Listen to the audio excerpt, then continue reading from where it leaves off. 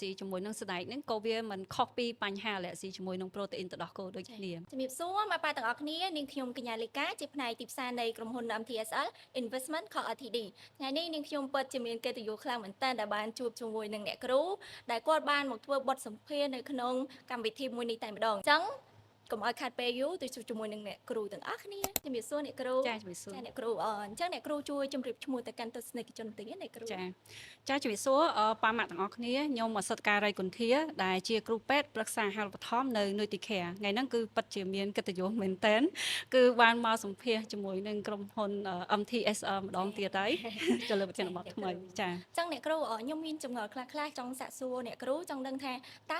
មូលហេតុអីបានកុមារគាត់អាឡែស៊ីមួយជាស្ដែកដែរអ្នកគ្រូបញ្ហាអាឡែស៊ីជាមួយនឹងស្បែកហ្នឹងក៏វាមិនខុសពីបញ្ហាអាឡែស៊ីជាមួយនឹងប្រូតេអ៊ីនទឹកដោះគោដូចគ្នា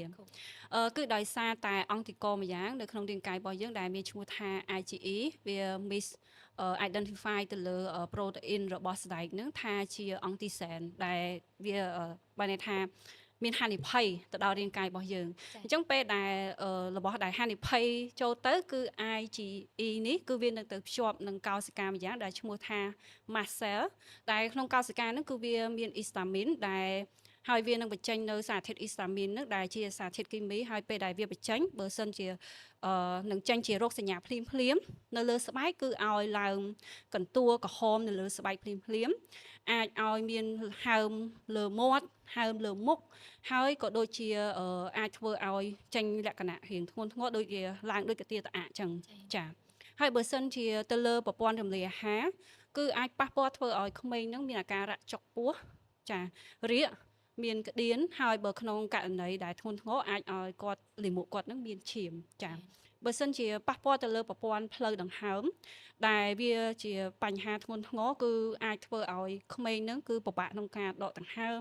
សម្ពាធឈាមគាត់ធ្លាក់ចុះនិងបញ្ហាធ្ងន់ធ្ងរហ្នឹងគឺឲ្យគាត់ថប់ដង្ហើមអញ្ចឹងបញ្ហាអាឡែស៊ីជាមួយស្បែកនេះគឺវាមានលក្ខណៈធ្ងន់ធ្ងរអញ្ចឹងប៉ាម៉ាក់ដែលគាត់ឃើញនៅសញ្ញាមួយនៅក្នុងចំណោមសញ្ញាខាងលើដែលយើងគិតថាសង្ស័យចាបន្ទាប់ពីក្មេងគាត់ទទួល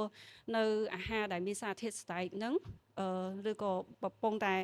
បបៅដោះក៏ដោយដែលមានឃើញថាឡើងកតួប៉ាម៉ាក់កុំគិតច្រើនគឺត្រូវយកកូនទៅធ្វើតេស្តចាដើម្បីឲ្យប្រកាសចិត្តថាតើកូនអ្នកទាំងអស់គ្នាកំពុងតែមានបញ្ហាអាឡែស៊ីជាមួយអីឲ្យប្រកាសជៀសវាងការដែលយើងប៉ានស្មានព្រោះអីពេលដែលយើងប៉ានស្មានយើងអត់ដឹងថាគាត់មានអាឡែស៊ីមួយអីប្រកាសអាចធ្វើឲ្យគ្រោះថ្នាក់ដល់គាត់ហើយនឹងប៉ះពាល់ទៅដល់ការលូតលាស់របស់គាត់ផងដែរចាអ្នកគ្រូ